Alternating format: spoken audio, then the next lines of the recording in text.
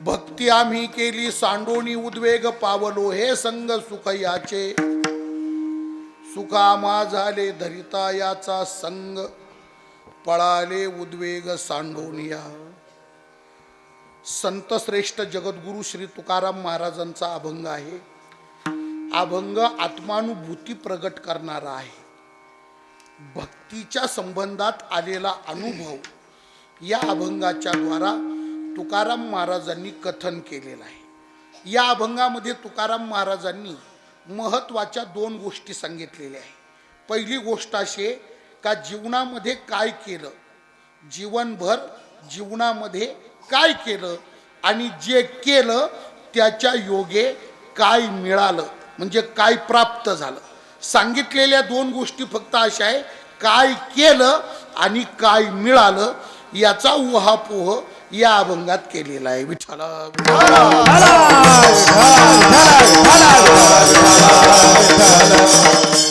आता यालाच थोडं जड भाषेत जर बोलायचं ठरलं म्हणजे कीर्तनकार लय विद्वान आहे बुवा असं सिद्ध करायला, याला भाषा थोडी आपली शेंद्रीन जुंद्री वापरण्यापेक्षा याला थोडं असं परिभाषेत मुलामा लावलेल्या भाषेत बोलायचं ठरलं तर कर्तव्याचा आणि प्राप्तव्याचा विचार सांगतात या अभंगात तुकोबार आहे. कर्तृत्व काय केलं आणि जे कर्तृत्व केलं त्या कर्तृत्वाने प्राप्तव्य काय प्राप्त झालं असा कर्तृत्वाचा आणि प्राप्तव्याचा विचार अतिशय साकल्याने महाराज या अभंगाच्या द्वारा व्यक्त करतात. काय केलं या दोनही गोष्टींचं उत्तर एका वाक्यात असं आहे बघा. काय केलं महाराज म्हणतात भक्ती केली आणि काय मिळालं तर भगवंताची संगती प्राप्त झाली. भक्ती केली आणि देव मिळाला, म्हणजे भक्ती केली हे कर्तव्य आहे आणि देव मिळाला हे प्राप्तव्य आहे. विठ्ठला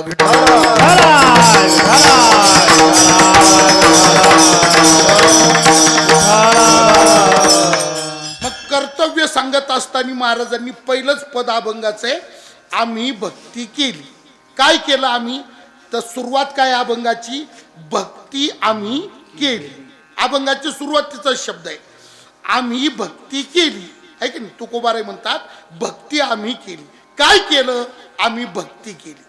पण ऐका, आम्ही भक्ती केली या तुकाराम महाराजांच्या बोलण्यावर बुद्धिवाद्यांचा आक्षेप आहे.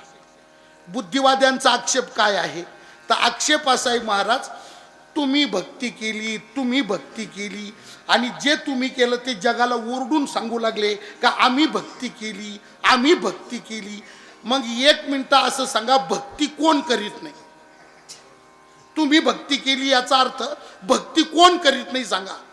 तर त्याचा विचार केला तर विचार असाही सगळं जगच भक्ती करतंय, रात्रंदिवस भक्ती करतंय, सगळं जग भक्ती करतंय. भक्ती कोण करीत नाही महाराज, सगळेच भक्ती करतात.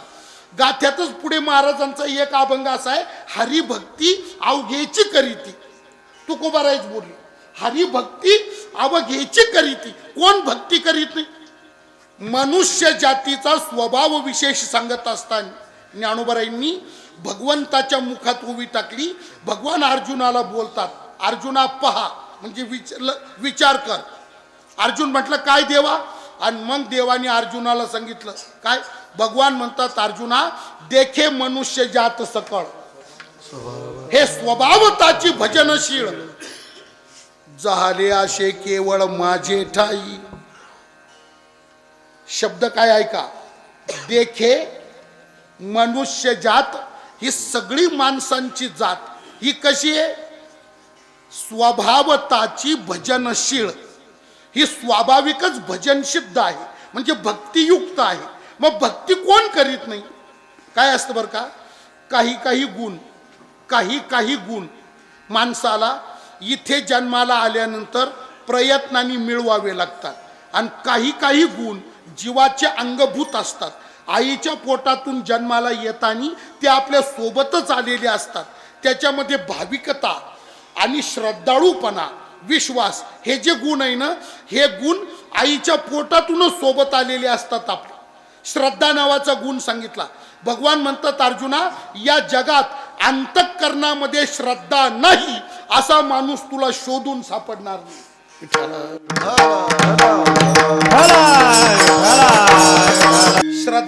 गुणाचा गुण आहे ना, उपजत आहे, हा मिळवावा लागत नाही का. गीतेमध्ये देवाच्या मुखातलं वचन आहे, श्रद्धा मयोयम पुरुषो योय श्रद्ध सये वसा. अर्जुना, पुरुष हा श्रद्धामय, श्रद्धामयोयम पुरुषो योय श्रद्ध सये वसा. पुरुष म्हटला की हा त्याच्याच खाली उभी आली ही देखे मनुष्य जात सकळ, हे स्वभावताच भजनशील. मग माणूस हा स्वाभाविकच भजनशील असेल, मग महाराज तुम्ही सांगा भक्ती कोण करीत नाही. बरं तुम्ही मान्य केला हरिभक्ती अवघीची करीती. मग आमचा आक्षेप असा आहे का सगळं जगही भक्ती करतं आणि तुम्ही भक्ती केली असेल तर आम्ही भक्ती केली हे जगाला सांगण्यात विशेष काय. म्हणजे जे सगळं जग करतं तेच तुम्ही केलं तर मग आम्ही केलं म्हणून त्याचा उपयोग काय. बरं मग तुम्हाला सांगायचंच आहे ना का आम्हीच केलं, तर मग जगाच्या भक्तीपेक्षा तुमच्या भक्तीत विशेष काय. काय असतं बघा, नियम असा आहे, सांगणाराचं सांगणं अपूर्व असावं. अपूर्व हा व्याकरणातल्या षडलिंगातलं एक लिंग आहे. अपूर्वता म्हणजे सांगणाराच्या सांगण्यात अपूर्वता असावी. अपूर्वता म्हणजे विशेषत्व असावं. सांगण्याचं सांगणं, सांगणाराचं सांगणं नवलाई युक्त असावं आणि त्याच्यामध्ये नाविन्यता असावी. नाविन्यता हिलाच म्हणतात अपूर्वता, आहे की नाही. आता समजा 1 मिनिट ऐका, इतक्या लांबून मी कीर्तनाला इथं आलो आणि जो विषय तुम्हाला माहिती आहे तोच जर मी सांगायला सुरुवात केली तर शेवटपर्यंत तुमच्या मनात भाव कोणता राहील. आम्हाला तर माहितीच आहे, हे तर माहितीच आहे, आम्हाला तर माहीतच होतं आणि यांनी सांगून सांगितलं तर विशेष काही सांगितलं. म्हणजे कसा प्रकार होतो. त्याच्याकरता बोलणाराच्या बोलण्यात अपूर्वता असावी, सांगण्यामध्ये अपूर्वता असावी. हा एक जण दुसऱ्याला म्हटला, माधू तुला काही माहिती आहे का. हा म्हटला नाही बो काय. आणि मग तो म्हटला, येड्या साखरकनी गोड असती. या आता साखर सांगून सांगितलं, विशेष काही सांगितलं का, अपूर्व काही सांगितलं का. मग बोलणाराचं बोलणं अपूर्व असावं. तसं जगही भक्ती करतं. तुम्ही भक्ती केली तर मग आम्ही भक्ती केली, या तुमच्या बोलण्यात अपूर्वता काय आहे, विशेषत्व काय आहे. तर 1 मिनिट ऐका, शब्द कोणाच्या मुखातला आहे, जगद्गुरु तुकोबारायांच्या मुखातला. कसे तुकोबाराय क्रांतदर्शी महात्मा आहे, ऋतुंभरा प्रज्ञा प्राप्त महात्मा आहे. तुकोबारायांच्या सारखा क्रांतदर्शी महात्मा उगीच बोलायचं म्हणून बोलू शकत नाही. मग शब्द जर तुकोबारायांच्या मुखातला आहे ना तर याचाच अर्थ त्यांच्या सांगण्यामध्ये अपूर्वताच असली पाहिजे, विशेषत्वच असलं पाहिजे. म्हणून तर महाराज छाती ठोक सांगतात, भक्ती आम्ही केली. करू द्या, जगही भक्ती करू द्या, तरी सुद्धा आम्ही भक्ती केली. मग महाराज आमचं तुम्हाला विचारणं तेच आहे का तुकाराम महाराजांच्या बोलण्यात विशेषत्व काय आहे, वैशिष्ट्यपूर्णता काय आहे. तर 1 मिनिट ऐका, महाराजांच्या आम्ही भक्ती केली या बोलण्यातला विशेष इथे आहे. कुठे, जगही भक्ती करतं. तुकोबाराय म्हणतात आम्ही हा शब्द बहुवचनी आहे. मी भक्ती केली असा एकवचनी प्रत्यय इथं वापरलेला नाही. आम्ही, मी आणि आम्ही याच्यात एक वचन आणि अनेक वचन. अनेक वचनी म्हणजे बहुवचनी प्रत्ययाचा शब्द महाराजांनी वापरला. आम्ही म्हणजे तुकाराम महाराजांच्या टोळीचे सगळेच्या सगळे भक्त संत त्यांचा समावेश घेऊन महाराज म्हणतात आम्ही भक्ती केली. विठ्ठल विठ्ठल.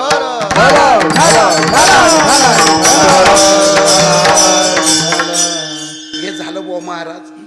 पण सांगण्यात अपूर्वता काय. ऐका, तुकोबाराय म्हणतात आमच्या भक्तीमध्ये विशेषत्व आहे जे जगाच्या भक्तीत नाही. जगही भक्ती करतं मान्य, आम्ही भक्ती केली. पण तुकोबाराय म्हणतात आम्ही जी भक्ती केली ना, जग भक्ती करतं तशी नाही केली. जगाप्रमाणे जगासारखी भक्ती आम्ही नाही केली. मग आम्ही कशी केली. जगत विलक्षण शब्द काय वापरला, जगत विलक्षण.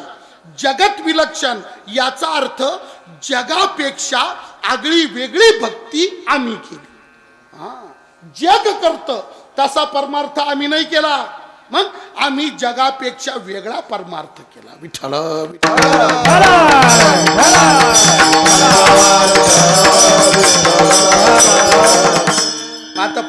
प्रश्न आलाच ना पुढं. प्रश्न काय आला मग? काऊ महाराज काय जगापेक्षा वेगळी भक्ती जर तुकाराम महाराजांनी केली, संतांनी केली, तर मग जगाची भक्ती करणं कसं आणि त्यांचं भक्ती करणं कसं? जगाच्या भक्ती करण्यात त्यांच्या भक्ती करण्यात नेमका फरक काय? तर सांगतो ऐका. महाराज म्हणतात फरक खूप आहे. त्याच्यातला महत्त्वाचा भाव सांगतो. काय? तुकोबाराय म्हणतात जगत जे भक्ती करतंय, जग जग म्हणजे तुम्ही आम्ही सगळे पुरुष सगळ्या स्त्रिया म्हणजे जग, बरं का. मग आपण सगळेजण जशी भक्ती करतो तशी त्यांनी नाही केली, वेगळी केली, आपल्यापेक्षा वेगळी केली. मग त्यांच्या करण्यात आणि आपल्या करण्यात काय फरक आहे? तर फरक असा आहे बुवा, जगाचा परमार्थ हा गतानुगतिक आहे. आपण परमार्थ करतो सगळे, पण कसा करतो? आपला परमार्थ कसा चाललाय? गतानुगतिक. आता तुम्ही पुन्हा म्हणा हे काय काढलं बुवा, काढलं बिडलं काही नाही, सोपंच आहे ते. गतानुगतिक अर्थ काय त्याचा?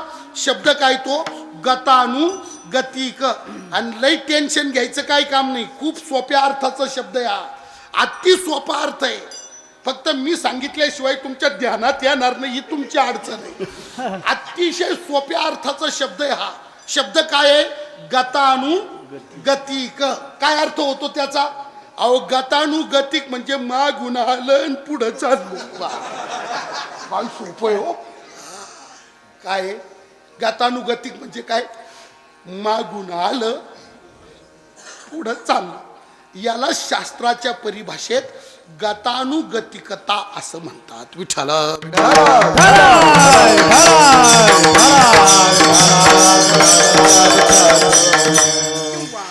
किंवा दुसरं वाक्य असं वापरू आपण त्याला. कोणतं? जगाचा सगळा परमार्थ देखोवेखी चालला. देखोवेखी. एकाचं पाहायचं आणि दुसऱ्यानी करायचं, एकाचं पाहायचं आणि दुसऱ्यानी करायचं. कसा चालला परमार्थ? देखोवेखी चालला. म्हणजे त्याच्या मूळ विचाराकडे कोणी जायला तयार नाही, फक्त ते करतात म्हणून हे करतात, असा चाललाय परमार्थ. विठ्ठल विठ्ठल.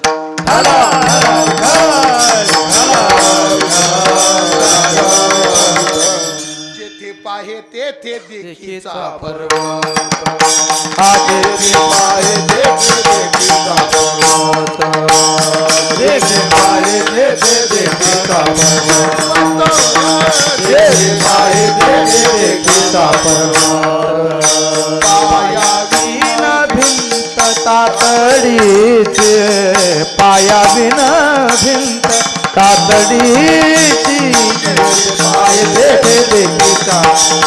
ओ जेथे पाय तेथे देखीचा पर्वत, पायाविन भिंत तातडी, पायाविन भिंत तातडी. जेथे पाय तेथे देखीचा पर्वत, जेथे पाय तेथे देखीचा पर्वत. परमार्थाच्या बाबतीत या जगात जिकडं पाहावं तिकडं असा चाललाय परमार्थ. कसा? जेथे पाहे तेथे देखीचा पर्वत, पायाविन भिंत तातडीची, पायाविन भिंत तातडीची. जेथे पाहे तेथे देखी, जिकडं पाहाल तिकडं सगळा परमार्थ देखोवेखी चालला. देखोवेखी. एका जणाचा बाप लई जाडा होता, म्हणजे माझ्याकडे नका पाहू, लावलीच नजर तुम्ही लगेच. मी सांगतो काय ते तर ऐका काय. बरोबर. एका जणाचा बाप लई जाड, जाऊ द्या, त्याच्यापेक्षा मी असं बोलतो माझ्यापेक्षा दुप्पट तिप्पट चौपट पाचपट होता. आता बरं आहे ना, जाणून कमी मी आता. आणि प्रकार काय व्हायचा महाराज? पूर्वीचे लोक जेवण करताना सकाळ संध्याकाळ प्रत्येकाच्या घरात पाट वापरलं जायचं, लाकडी पाट. बस कर नव्हती, पाटावर बसायचे लोक, पाटा. आणि आता पाटावर जेवायला बसलं का काय व्हायचं? अंतर वाढायचं, ताट खाली जमिनीवर राहायचं, पाट थोडा उंच राहायचा, बसलेल्याची उंची वाढायची, आणि त्याच्यामुळं ते ताटातला घास तोंडात नेण्याकरता बसलेल्याला जेवणाऱ्याला असं वाकावं लागायचं. पहिली जेवणाची सिस्टीमच अशी, त्याला वाकावं लागायचं. आणि हा अतिशय जाड असल्यामुळं धोतर घालायचा आणि ते घास घ्यायला वाकला का पाठीचा मणका ताण पडायचा त्याला, आणि तो मणका ताणला का त्याचा काष्टा फिटायचा.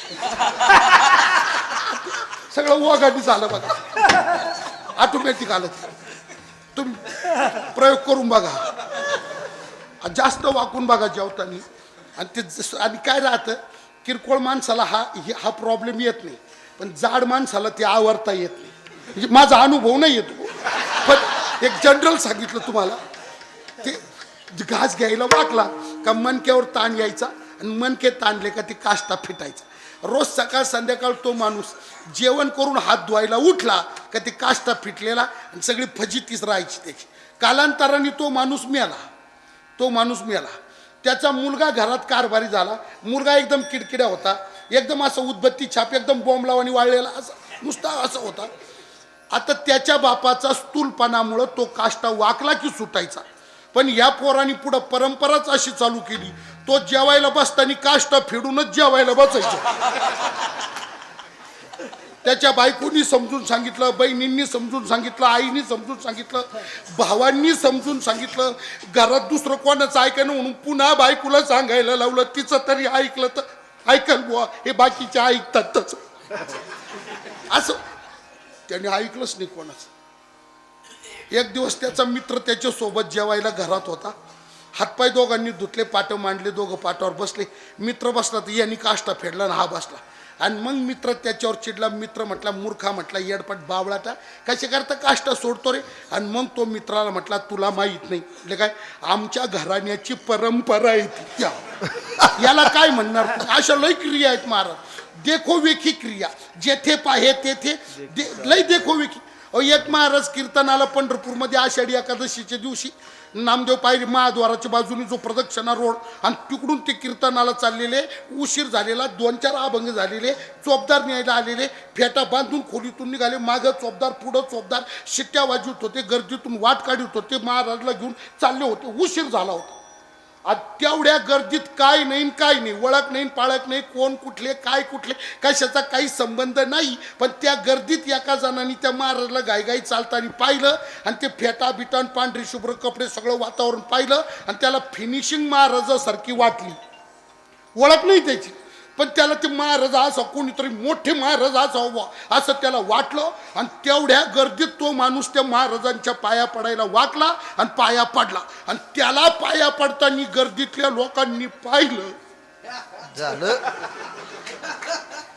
जेच गर्दी उसळली महाराज, जेच गर्दी उसळली. अहो आता आषाढी एकादशी, बरं त्या तुम्हाला सांगतो, आषाढी एकादशीच्या दिवशी प्रदक्षिणा रोडवरून चालणं म्हणजे दिव्य. उलट त्या दिवशी प्रदक्षिणा रोडवर चालणं ही क्रिया संभवत नाही, म्हणजे चालण्याची क्रियाच करायची नाही. मग काय करायचं, ज्याला कुठं जायचं असेल त्यांनी फक्त त्या रस्त्यावर जाऊन उभं राहायचं. गर्दी त्याला आपापलं टिकलो.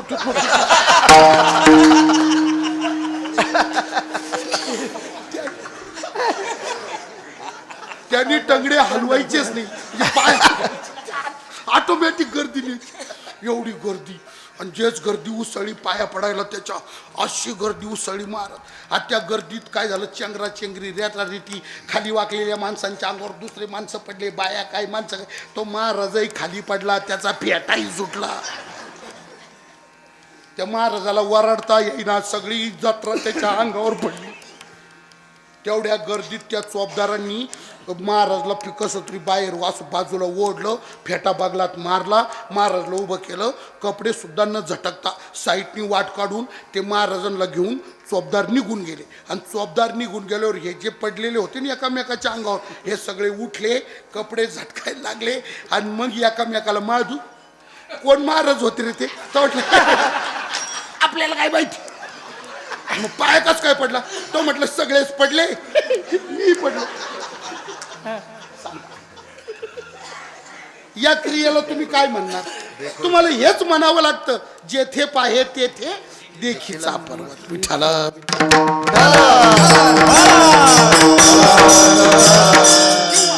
तुकोबरांनी दुसऱ्या ठिकाणी असं याचं वर्णन केलंय. काय वर्ण बघा, वंदिले वंदावे, निंदिले निंदावे,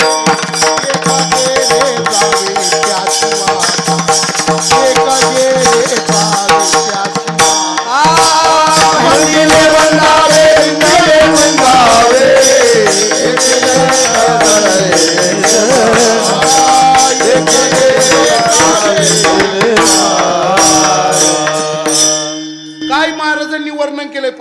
वंदिले वंदावे निंदिले निंदावे एक गेले जावे त्याची वाटा. वंदिले वंदावे वंदिले एकानी एकाला पाया पडताना पाहिलं का सगळ्यांनी त्याच्या पायाच पडायचं. अरे पण तो कोण आहे?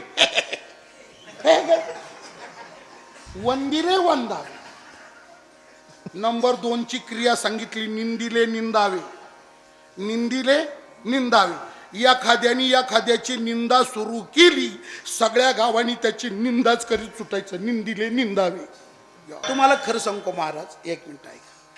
तुम्हाला निंदा करायची तर करा, निंदा करायची तुम्हाला मोकळ्या मनाने करा. नो नो प्रॉब्लेम, काही अडचण नाही. निंदा करायची तुम्हाला करा, खुशाल करा, करता येईल तेवढी करा. करा, निंदा करायची ना करा, पण वाक्य गोड आहे. ऐका ऐका.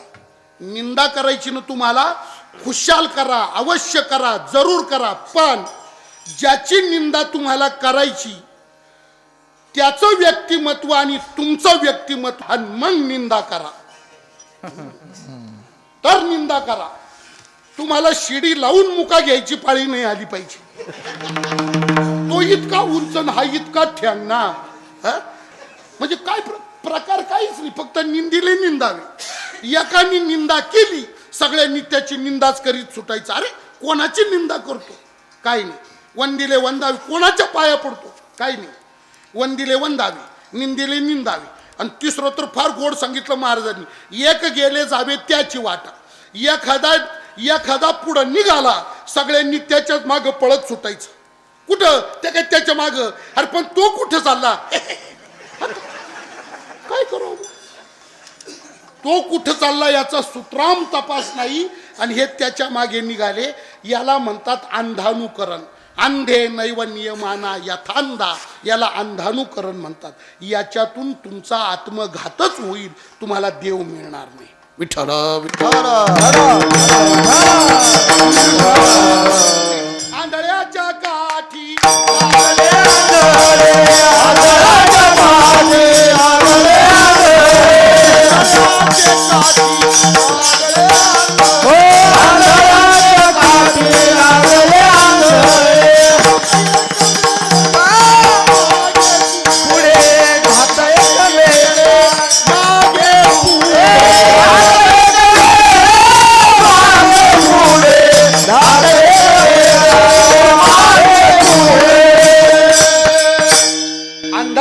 काठी लागले आंधळे.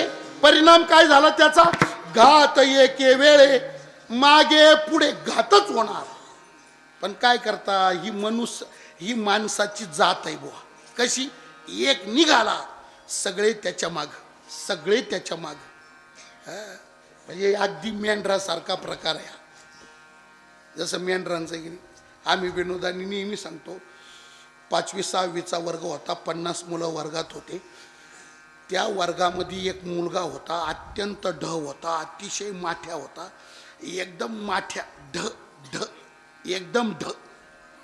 म्हणजे इतका ढ होता, इतका ढ होता, इतका ढ होता. किती?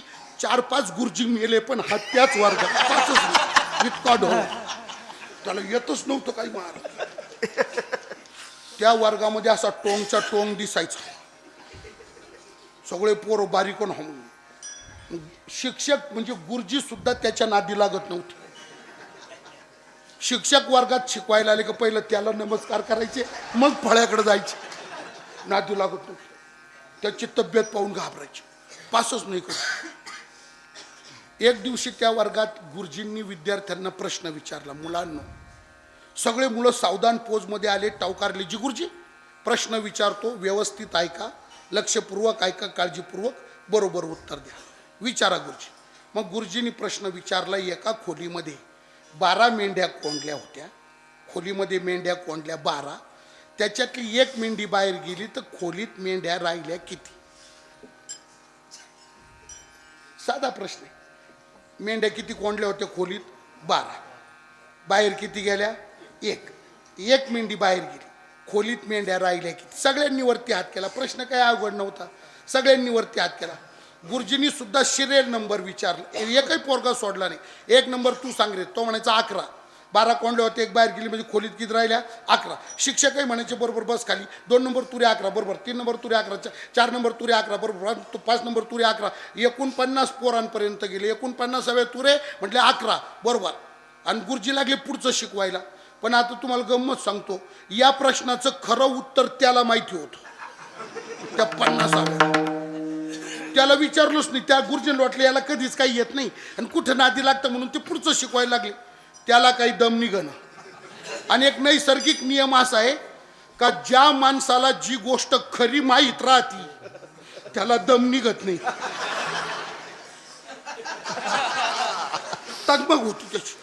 त्याला कधी सांगाल बुवा, कधी सांगाल बुवा, त्याला ते दम निघत नाही. अशांत होतो तो उठून वारायला म्हटलं गुरुजी गुरुजी काय माझं उत्तर ऐका मग पुढं शिकवा.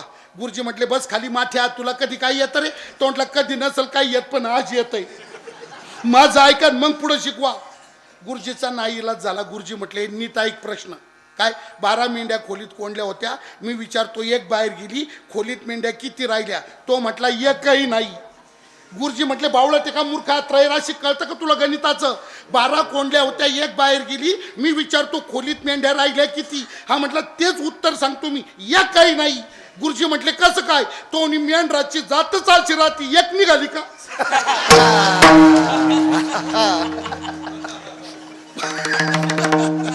बाकीच्या थांबतच नाही. प्रयत्न करून पहा. तसं एक गेले जावे त्याची वाटा, एक निघाला, सगळ्यांनी त्या रस्त्याने पळायचं. एकाने निंदा सुरू केली, सगळ्यांनी निंदा चालू करायची. एक पाया पडला, सगळ्यांनी पाया पडायचं. कोणती क्रिया ही? काय म्हणता या क्रियेला? याला म्हणतात जेथे पाहे तेथे देखीचा परम. याला म्हणतात गतानुगतिकता. याचं नाव काय? एकाने करायचं आणि सगळ्यांनी सुरू व्हायचं, याला गतानुगतिकता. विठ्ठल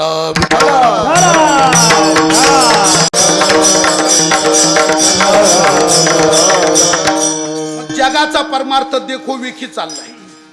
जगाचा परमार्थ गतानुगतिक चाललाय. आणि म्हणून परमार्थ करून सुद्धा कोणाकडेच प्राप्त काहीच नाही बुवा. अत्यंत दुर्दैवाची गोष्ट आहे ही परमार्थ क्षेत्रातील. ज्याच्या गळ्यामध्ये 50 वर्षापासून तुळशीची माळ आहे, जो 50 वर्षापासून आळंदी पंढरीच्या वाऱ्या करतो, 50 वर्षापासून गीता ज्ञानेश्वरीचे गाथा ज्ञानेश्वरीचे पारायण करतो, 50 वर्षापासून कीर्तन ऐकतो, त्याला तुम्ही विचारा का 50 वर्ष एवढी प्रदीर्घ साधना करून तुला अनुभव काय आला?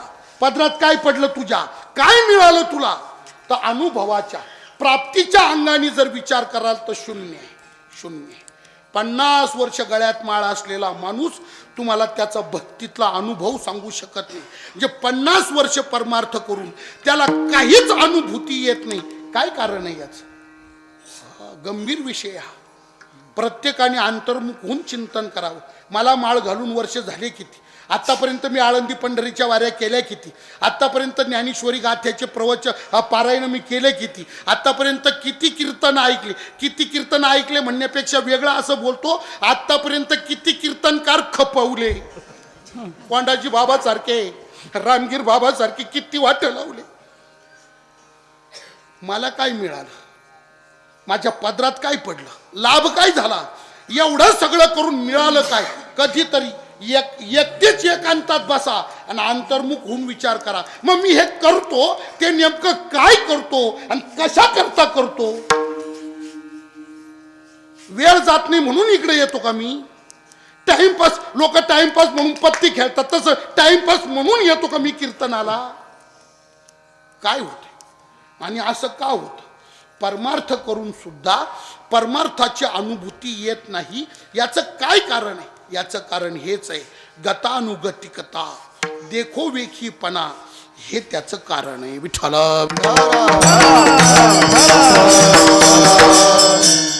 म्हणून ऐका, सुभाषितकारांच्या मुखातलं वाक्य सांगतो. वाक्य गोड आहे, फक्त अर्थ तुमच्या लक्षात आला तर खूप चांगलं होईल. वाक्य लक्षपूर्वक ऐका. अर्थ कळाला तुम्हाला तर खूप खूप चांगलं झालं, नाही तर सांगतोच मी. काय ऐका, सुभाषितकारांच्या मुखातलं वाक्य असं आहे, महाराज, लोक परमार्थ करतात पण लोक पारमार्थिक नाही. बघा तुमच्या येतं का ध्यानात, लोक परमार्थ करतात पण लोक पारमार्थिक नाही. काय अर्थ याचा? याचा अर्थ हाच आहे का लोक सगळा परमार्थ देखोविखी गतानुगतिक म्हणजे वर करतात, दाखवण्यापुरता करतात, दांभिकता म्हणून करतात. तो परमार्थ कोणाच्याच अंतःकरणापर्यंत जायला पोहोचायला तयार नाही. हे संतांचे शब्द आत घुसले पाहिजे बुवा. हे तुकाराम महाराजांनी हे जे अभंग लिहिले ना, हे फक्त भजन्यांना भजन म्हणण्याकरता आणि आमच्यासारख्या पोट भरून ना कीर्तन करण्याकरता नाही लिहिले. हा, ज्ञानोबारायांनी ज्ञानेश्वरी लिहिली कशा करता? जीवन परिवर्तन घडण्याकरता, जीवाला देवत्वाची प्राप्ती होण्याकरता. आणि ती जी वाणी आर्षवाणी येते, ते जे शब्द आहेत ना, प्रासादिक शब्द येते. म्हणून 400 700 700 वर्ष लोक जीवनात ते वाङ्मय नवच्या नव जसच्या तसं टिकून आहे ना बुवा. मग हे अभंग आपल्या सोयी करता लिहिले का त्यांनी? कीर्तनकाराला पोट भरता आलं पाहिजे बुवा, घे अभंग.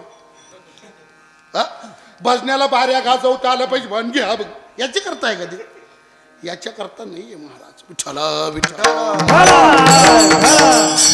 दुर्दैव काय, हेच महाराजांच्या अभंगातले शब्द मरेपर्यंत आयुष्यभर रोज घोकून सुद्धा ते आमच्या मनापर्यंत जायला तयार नाही.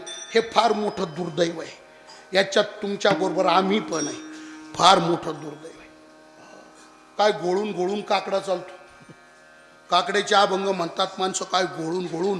धनदारा पुत्रो जनो बंधू सोय रे पिशुनो सर्व मिथ्या हे जा शरण रिगा दे. धनदारा पुत्रो जनो काय गोळून गोळून चालतो. ऐकणाऱ्याला सुद्धा समाधी लागते. काय अभंग गात. धनदारा पुत्रो जनो. आणि भावाभावांच्या वाटण्या चालल्या. वाटण्या करणारे पंच होते. त्या पंचांनी उलटणी फक्त त्या भावाच्या वाट्यावर टाकली. उलटणी तव्यावरची भाजी पोळी नाही का आपण उलटी पालटी करतो, ते लोखंडाचं हात उलटणी. आणि ती उलटणी भाव आता ती काही फार किंमत नाही बरं का. बाजारात गेले तर फार तर 20 रुपये 25 रुपये 30 रुपये, लईच महाग असली तर 50 रुपये. पाणी फिरलं डोक्यावर बस, याच्या पुढं किंमत नाही. आणि ती उलटणी नुसती भावाच्या वाट्यावर टाकली तर हा माळकरी काकड्यावाला नुसता आकाश पाताळ एक केलं. त्यालाच कशी काय दिली? त्याच्याच बापाची आहे का? आमचा काही संबंध नाही का? त्यालाच कशी दिली? अशा टायमाला त्याच्या कानात जाऊन म्हणायला पाहिजे, धनदारा पुत्रो जनो बंधू सोयो रे पिशुनो. भाऊ भावाचा बांध कोरायला लागला का त्याच्या कानात म्हणा, धनदारा पुत्रो. अरे हे काही नुसतं करमणुकी करतात गाठी लिहिले गाव. हे उतरलं पाहिजे महाराज. आज परिवर्तन तुमच्या मनापर्यंत तुकोबारायचा शब्द गेला तर परिवर्तन आहे. नुसतं वरवर जर कराल तर हा दांभिकता आहे. ही दांभिकता शेवटी तुम्हाला नरकात नेणारी आहे. ही देव मिळवून देणारी नाही. म्हणून सुभाषितकारांचं वचन आहे, लोक परमार्थ करतात पण लोक पारमार्थिक नाही. विठ्ठला. आणि मग कसा परमार्थ करतात? गतानुगतिक करतात. ऐका श्लोक, सुभाषितातले शब्द ऐका. गतानुगतिको लोक न लोक पारमार्थिका वालुका लिंग मात्रेन कथम मे ताम्रभाजन. घ्या त्यांच्या मुखातले शब्द. गतानुगतिको लोका. ऐका पुढचा शब्द, न लोक पारमार्थिका. परमार्थिक नाहीये हे लोक. मग कसा करतात परमार्थ? उदाहरण दिलंय उत्तर पादात, वालुका लिंग मात्रेन कथम मे ताम्रभाजनम. विठ्ठला.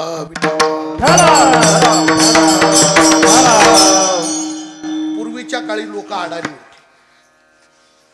जुने लोक अडाणी होते. आपले आजोबा पंजोबा पागोटी छाप होते, निरक्षर होते, शिक्षणाचा प्रसार नव्हता, अंगठे बहादर होते, अडाणी लोक होते. खूपच अडाणी. का आता लई काळ सुधारला, शैक्षणिक प्रगती झाली, सगळा काळ बदलला. आजोबा पंजोबाच्या काळात खूपच अवघड होतो. आणि म्हणून समाजातल्या एका विशिष्ट वर्गाने आपल्या पूर्वजांना धुवून खाल्लं. त्यांना आयुष्यात कधी वरती येऊच दिलं नाही, कर्जातच पिचून मारले. हे हुशार लोक काय करायचे, अडाणी लोकांना अंगठी घेऊन त्या स्टॅम्पवर अंगठी घेऊन कर्ज द्यायचे आणि एकाच महिन्याला 3-3 नावं ठेवून व्याज वाढायचे. ओळी रोमायना, ओळी रोमायना, शिमग्या रोमायना, फाल्गुन रोमायना.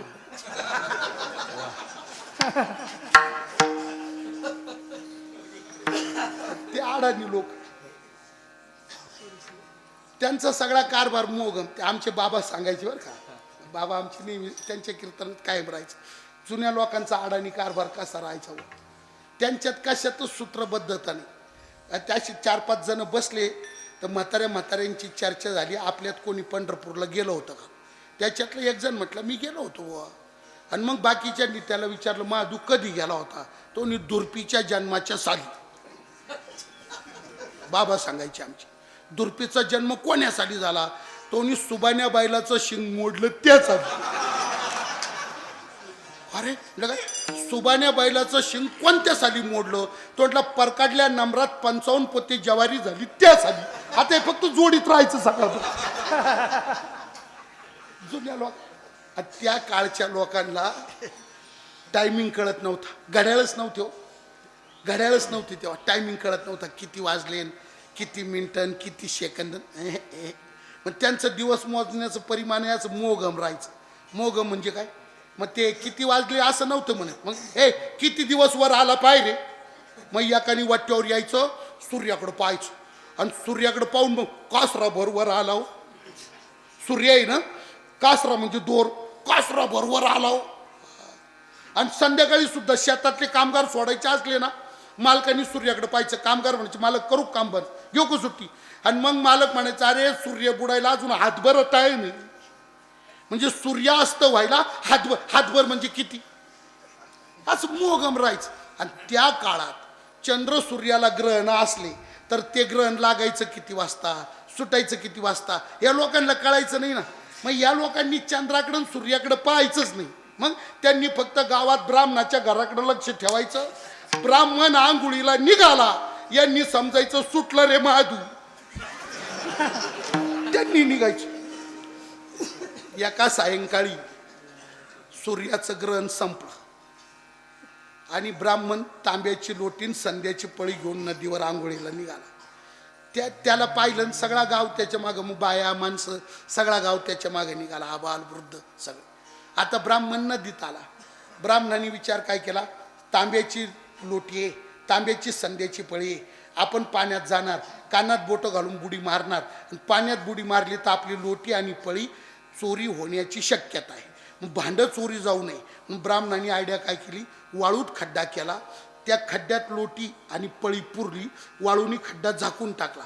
पण ब्राह्मण हुशार काय, त्यांनी विचार केला का आंघोळ करून आल्यानंतर इथंच आपण लोटी पुरली बुवा, हे जागा कशी काही लक्षात यायची आणि पुरायची इथं, पाहायची तिथं, मग सापडायची कशी काय.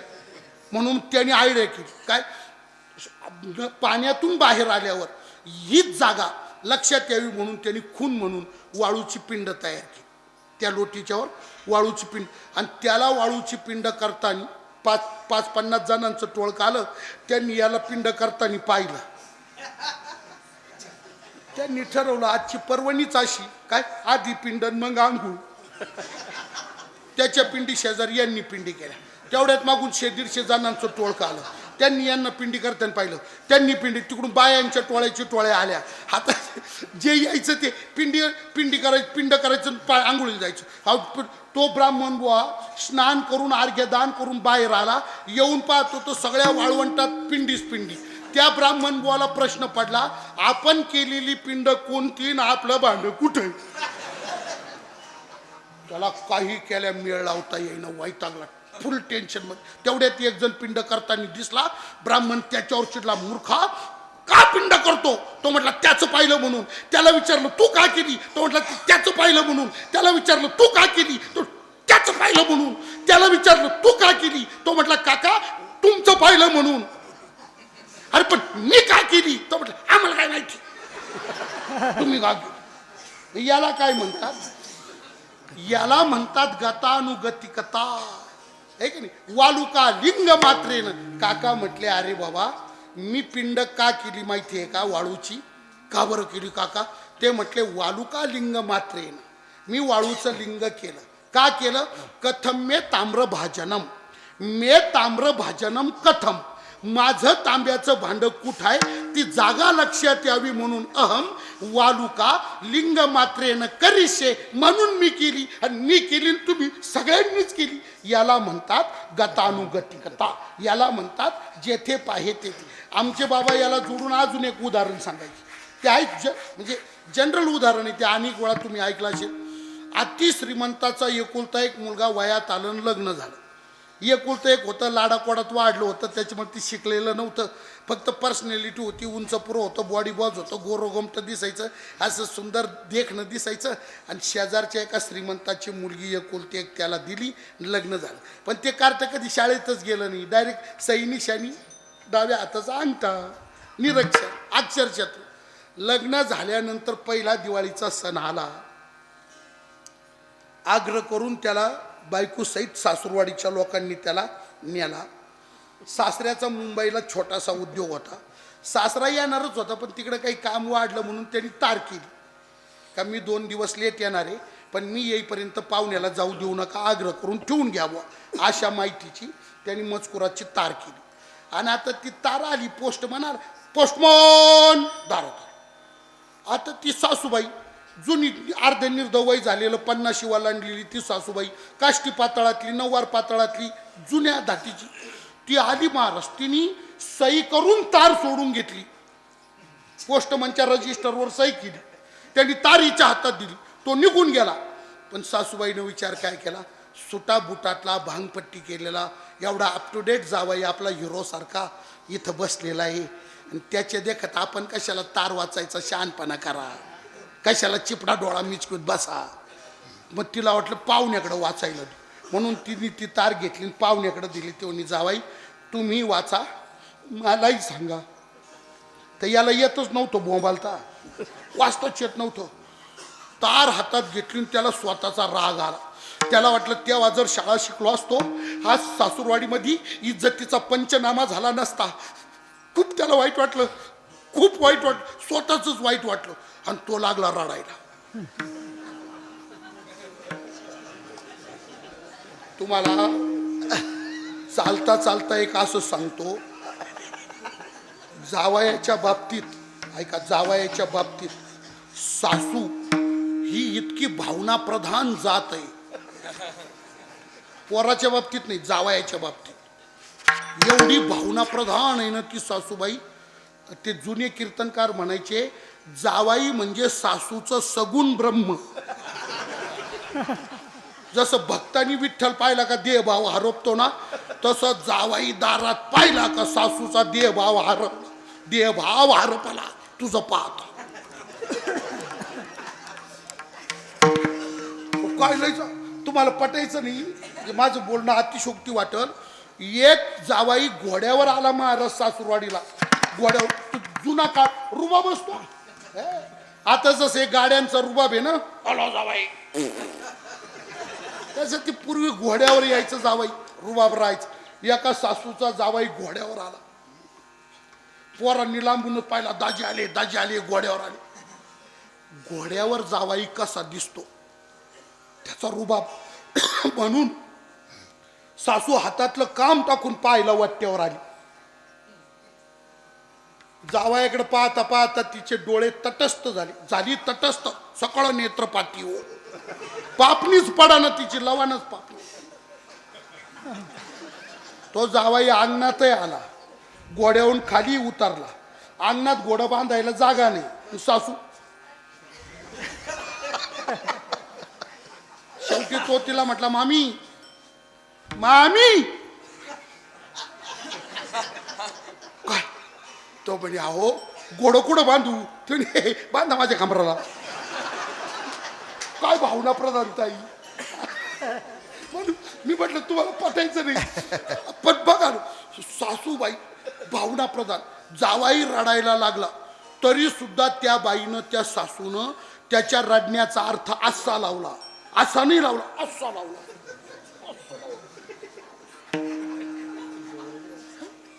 कसा लावला? ती म्हणे, काय बाई पाहुणा हुशार, तार फाडली नाही.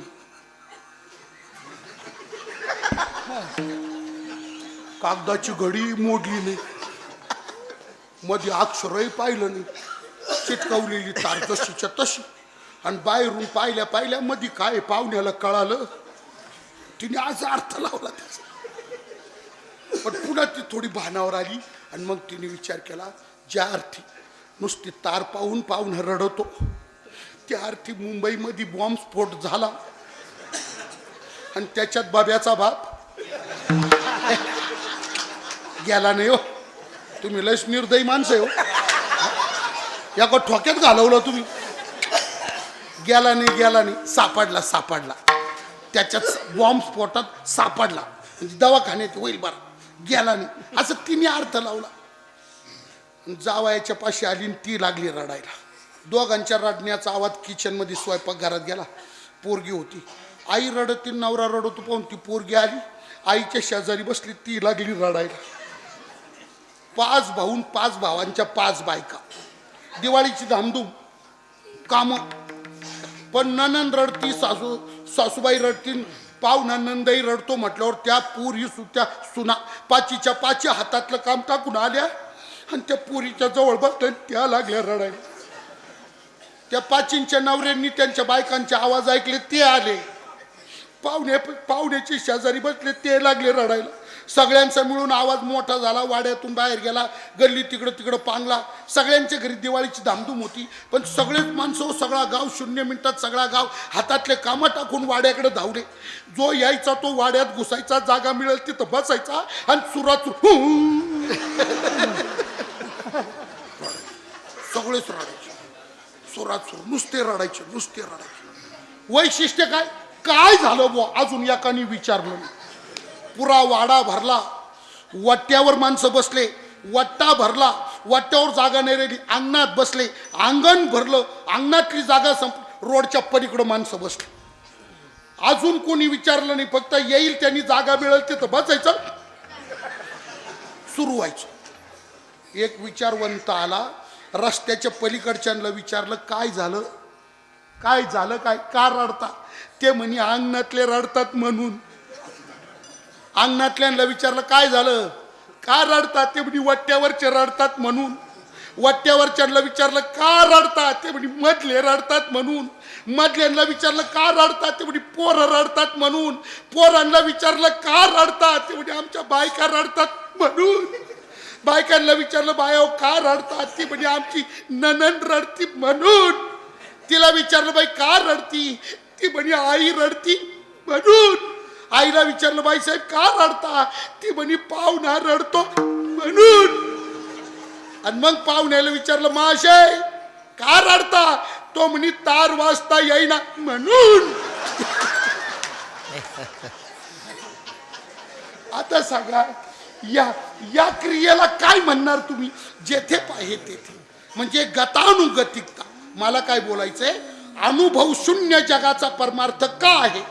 जगाला भक्ती करून अनुभूती का येत नाही? तर जगाचा परमार्थ गतानुगतिक आहे म्हणून, तो देखो वेखी आहे म्हणून.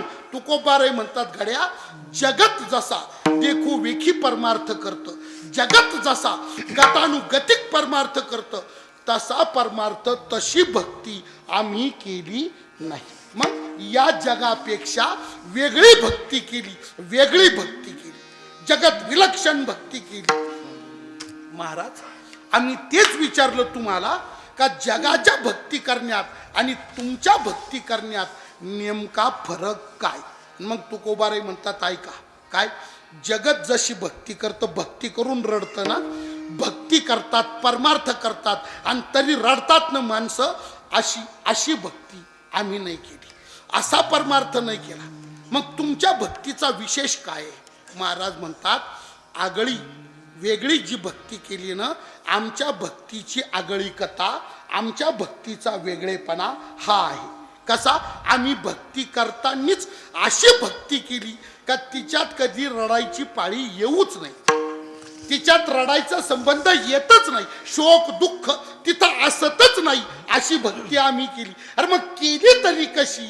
मग कशी केली? महाराज कीर्तनाच्या अभंगाच्या पहिली भक्ती आम्ही केली सांडून उद्वेग भक्ती आम्ही केली सांडोनी उद्वेग सांडोनी उद्वेग भक्ती आम्ही केली सांडोनी उद्वेग भक्ती आम्ही केली सांडोनी उद्वेग भक्ती आम्ही केली सांडोनी उद्वेग भक्ती आम्ही केली सांडोनी उद्वेग आम्ही केली सांडोनी उद्वेग भक्ती आम्ही केली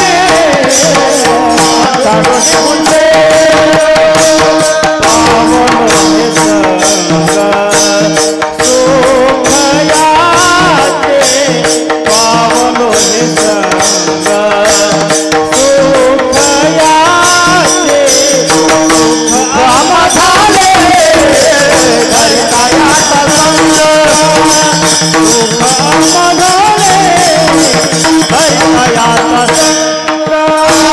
पावलो ये संग